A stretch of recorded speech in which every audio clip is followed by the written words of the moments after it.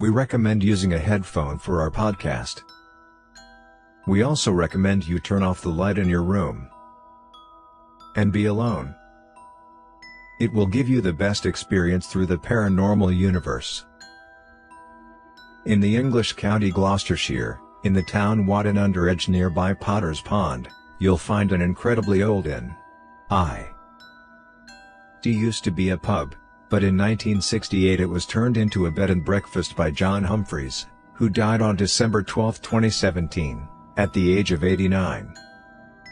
The inn was his life, even though some of its supernatural residents didn't mind him leaving. The ancient Ram Inn was built in 1145 as a keeping house for slaves and workers who were constructing the local St. Mary's Church. After they left, it became the home of a priest. It has had many different owners and functions ever since. From 1930 the house was privately owned. It was Maurice the Bath who bought and restored it. The inn was sold to Mr. Humphreys in 1968 for the sum of £2,600. Humphreys dedicated his life to restoring and preserving the inn. First, let's take a closer look at Gloucestershire. The Ram Inn is a haunted hotspot, but there are more places in this county where ghosts like to reside in. The Woodchester Mansion and St. Brivel's Castle are infested with ghosts as well. Coincidence? Archaeologically seen, the ancient Ram Inn lies in a very special spot. It is located directly on the crossroad of two ley lines. A ley line is a straight line that one can draw through several places of geological and spiritual importance, like prehistoric burial grounds and mystical places like stone circles, as well as ancient churches and cathedrals. One of the ley lines that cross the ancient Ram Inn crosses the center of Stonehenge. The other one can be traced through Glastonbury Tor. Ley lines are energy tracks. People say that the ancient energy of Stonehenge feeds the paranormal activity in the places on that line. And believe me, there's a whole lot of supernatural stuff going on at the inn. And then there is the fact that the inn is built right on top of a 5,000-year-old pagan burial ground. Mr. Humphreys has put his entire soul and bliss into his inn. Nevertheless, after a few years, the place was no longer suitable as a normal bed and breakfast, simply because it had gotten far too dangerous. Only ghost hunters, mediums, and people who love the paranormal are willing to spend the night there. And you can for £25 to £30 a night. So, what makes staying at the inn so dangerous? Well, a truckload of angry spirits does. Fortunately, not all the ghouls are evil at the ancient Ram Inn. There are some good spirits, too. Like the spirit of a 15th century woman who was sentenced to death because she was accused of witchcraft. She tried to escape her destiny by taking refuge in a room at the inn. Unfortunately, she was discovered, and she was burned at the stake. She doesn't mean any harm, even though she doesn't like to be called a witch. Her spirit still lingers in what today is called the witch's room. A black cat also haunts this room. It might have been the witch's cat, but it might also be the 500-year-old mummified cat Mr. Humphreys found inside a wall. Having a dead cat inside your wall was looked upon as lucky charm. The ghost of a young girl is often seen behind this room's window. She's waving to everyone who sees her. Also, the spirits of former owners like hanging around in the sitting room. During the renovation of the inn's basement, Mr. Humphreys accidentally dug up a grave with several child skeletons at the foot of the staircase. These children were probably the victims of ritual sacrifice. The broken knives were still inside their little bodies. That might also explain the sound of childlike crying throughout the entire inn. When stuffed animals were put all over the place, the crying became less, but it never completely vanished.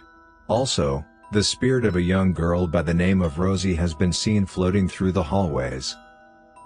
Is this really the spirit of a child, or is it something darker? The pagan rituals might have opened a portal for dark energy, so be cautious. Humphreys himself has had some unpleasant encounters with his paranormal housemates. The very first night he stayed over, he was pulled from his bed by the arm by an unseen force. His bedroom was also terrorized by a poltergeist who kept banging on his window. The bed dragging stopped when John Humphreys placed an enormous wooden crucifix in his bedroom. The banging on the window never truly ceased, because that simply moved on to another room. His wife and daughter Caroline refused to stay at the inn and they moved to another house, leaving John up there by himself. John never once thought about leaving the inn even though he was alone. Mr. Humphreys loved putting antiques in his ancient inn, so when he found an antique painting of one pastor, John Wesley, he was really pleased. But when he tried hanging the painting in the stairwell, all hell broke loose. Doors that had been closed for years swung open and slammed shut, and there was banging on all the windows. His daughter's dog didn't even dare enter the stairwell when the painting was up. It's unnecessary to say it didn't hang there very long. To make things worse, there are also an incubus and a succubus at the inn. In fact, these demons were the reason why the inn was no longer fit as bed and breakfast. Warning signs and biblical passages seem to go hand in hand at the inn. The most haunted room is the bishop's room on the first floor. No less than 9 entities reside here. A friendly ghost is that of a small Cavalier King Charles dog. It's often seen in a corner of the room. The spirits of a dark monk, some bishops, and nuns are also seen and felt. It is believed that devil worship took place here. Some people claim to have been lifted by something unseen and thrown across the room. The bed also tends to levitate. Often the screams of a man who died because his head was pushed into the fireplace are heard. Also, the spirit of a young woman is seen. She appears from the ceiling, upside down, hanging by her legs, which is quite disturbing. A Roman centurion has appeared on horseback right through the walls of the bishop's room, completely terrifying 2 working plumbers. The attic is haunted as well. Sounds of something heavy being dragged are heard from up there. Supposedly, a former owner's daughter was murdered here by hanging about 500 years ago. Caroline Humphreys used the attic as her bedroom. You cannot go all the way to the back because of its unstable floor. Even the kitchen is not a pleasant place. When an 18-year-old man entered this room during a ghost hunt, he was forcefully thrown against the wall by an unseen force. This also happened to Mr. Humphreys once. A young couple ran from the kitchen in an utter panic when they saw the spirit of a woman come up from the kitchen floor. Later, a woman and her baby were found buried in the same spot. Behind the bar, that's adjoined to the kitchen, another young woman is buried. She presented herself many times to Humphreys' daughter as Elizabeth. She told her she was murdered by a highwayman. The space between the roof was used as a hiding space by 2 highwaymen. Perhaps one of them murdered this poor woman. The 18th century barn is haunted by a 7 feet, 2 meters, tall dark figure. He's violent and aggressive towards men but favors a certain type of female. This dark shadow appears in the barn's doorway as if it's protecting something. Thank you for watching. We upload new episodes every other day. Subscribe to join the haunted journey.